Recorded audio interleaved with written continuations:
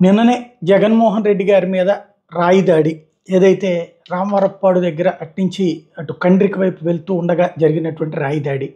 ఆ రాయి దాడికి సంబంధించి ఆ టైంలో జగన్‌కి ఎడమ కంటి పైన దెబ్బ తగలటం, ఆ పక్కనే ఉన్నటువంటి ఎమ్మెల్యే క్యాండిడేట్ వెల్లంపల్లి శ్రీనివాస్ కంటి మీద గాయం కావడం అన్నటువంటిది. ఇప్పుడు ఇద్దరు కూడా ట్రీట్మెంట్‌లో ఉన్నారు. ప్లస్ గ్యాప్ తీసుకుంటున్నటువంటి పరిస్థితి ఉంది.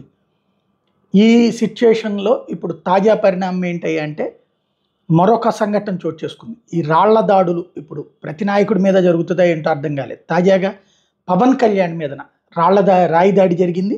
ఇది తెనాలిలో ఏదైతే నాదెళ్ల మనోహర్ గారి కోసం ఆయన ప్రచారం చేస్తుండగా కరెక్ట్‌గా తెనాలిలో ఆయన ప్రచారం చేసేటటువంటి సందర్భంలో వారాహి యాత్రలో ఉద్రిక్త సంఘటన చోటు చేసుకుంది. తెనాలిలో ఆదివారం సాయంత్రం యాత్ర కొనసాగిస్తుండగా గుర్తు తెలియని వ్యక్తి పవన్ మీదన రాయి విసిరాడు.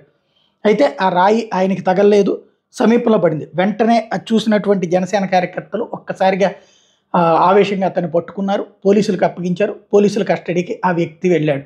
ప్రస్తుతం అతను ఎవరు, ఏంటి, ఎందుకు ఈ రాయి దాడి చేశాడు అన్నటువంటిది తేలాల్సి ఉంది. ఇప్పుడు ఈ రాళ్ల దాడుల వైపుకి రాష్ట్రం మారుతోంది. నాయకులు అనేటువంటి వాళ్ళకి రక్షణ కరువు అయితే ఎట్లా? ఎందుకంటే ఇక్కడ రాజకీయాన్ని ఏ స్థాయికి దిగజార్చుకున్నామంటే అవతల వాళ్ళు బ్రతకడానికి వీల్లేదన్నటువంటి స్థాయిలో అగ్రనేతలు ఉపన్యాసాలు ఇవ్వటం, దాన్ని తీసుకున్నటువంటి కార్యకర్తలు మద్యం మత్తులోనే రెచ్చిపోతున్నారా, లేకపోతే కనుక అభిమానులు రెచ్చిపోతున్నారా ఏంటనేది తెలియదు. ఇప్పుడు దీని వెనకాల ఉన్నది ఎవరు ఏంటి అన్నటువంటి తేలాల్సి ఉంది.